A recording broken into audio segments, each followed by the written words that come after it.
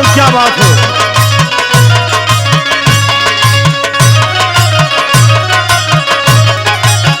ओ हो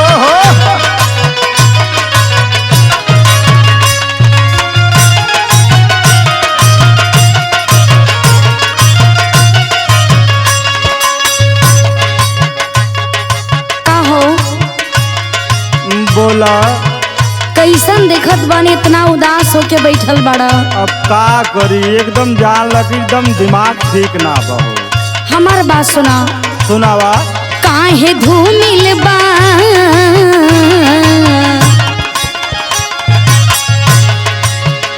काहे धूमिल बा चेहरा तोहार पिया बैठल मन मार पिया ना।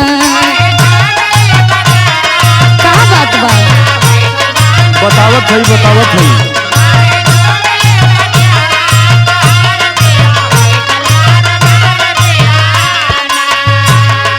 सुना।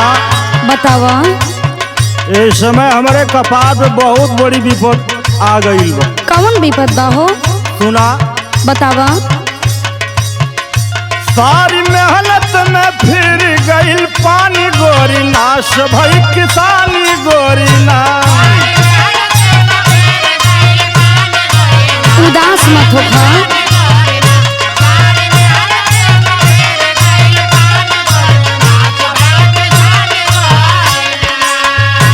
जितना मेहनत कैली ना ई खेती में, समझ ला कि एकदम सरवा पानी में जाए चाहत बा। हमके साफ साफ बतावा बहिल का बात तोहार ई चेहरा इतना धूमिल बा हमके अच्छा नहीं खे लगत।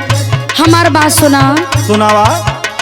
पिया भइल का बतावा तनी खोल समझावा। बतावत है बतावत है।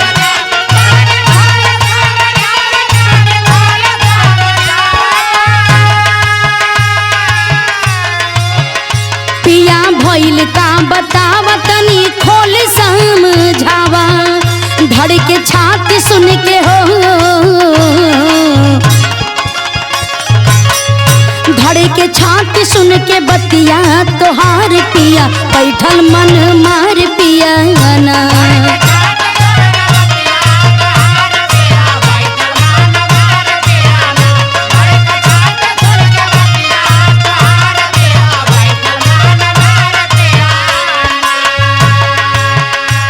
सुना रिंकी के मम्मी बताई ना कि जवन किसानी बना इ नाश होके चाहल बा, बड़ी परेशानी बा।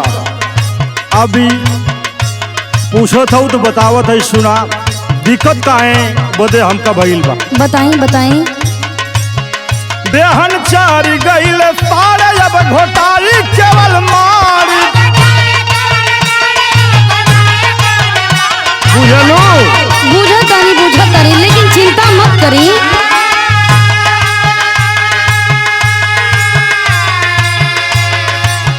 ढुक्कू भैया 250 रुपया किलो सरवा बेहन लियली। साढ़ भैंसा चढ़ गईल। बतावा कैसे गुजारा हो। लेकिन चिंता मत करा रे, हम बानी न कोनो व्यवस्था जरूर कर दे। अरे पहले सुना तो सही भाई। बतावा। बेहन चारी गईल सारे अब घोटाई केवल मारी। अच्छा। जवन पूज रही हो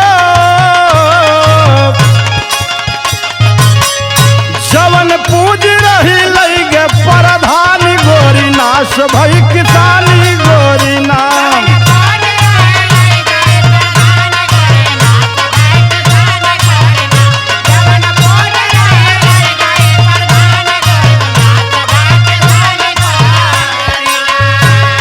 सुना।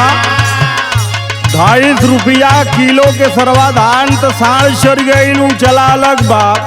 प्रधानी में इतना जान लग कि पैसा लगौली। कैसो कह के चुनाव लड़ली लेकिन जीतली ना। सोचली कि चला किसानी कह के कुछ कमा ले, लेकिन देखा साढ़ भैंसा एक को ई रही ना देत। वही है हमारी चिंता के कारण बा। सुनी तो उतार चढ़ाव लगल रहेला।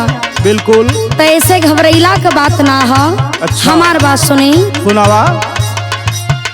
पिया चिंता जौनी कर मन में धीरज तोहनी भरा।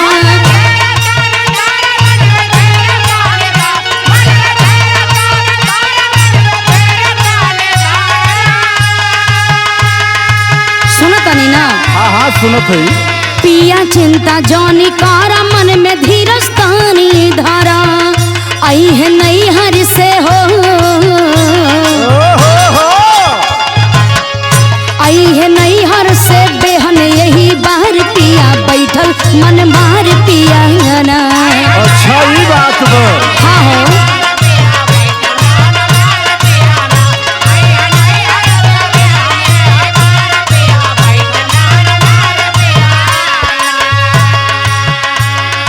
तोहार मतलब ये हो कि अब की जवन बेहन बाधाने को नैहरे से आई।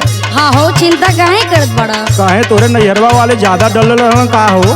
अरे का हम तोहरा के बताई नैहर काहे बदे होला?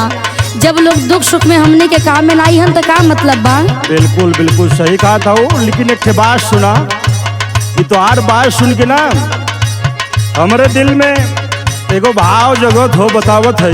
बतावा। धन बाड़ू तू रानी राखी लहल मर किसानी। यही समय कहता कि चिंता तनको मत करो।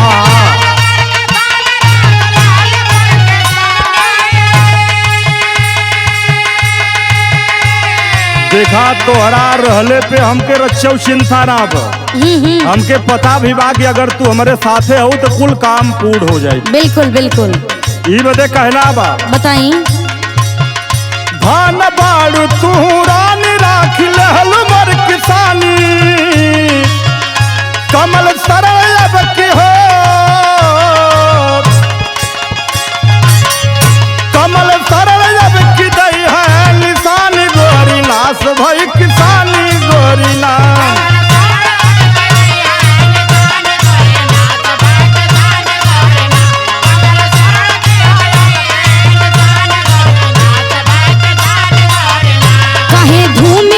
चेहरा तोहार पिया बैठल मन मार पिया ना। और मेहनत में फिर गई पानी गोरी नाश भाई किसानी गोरी ना।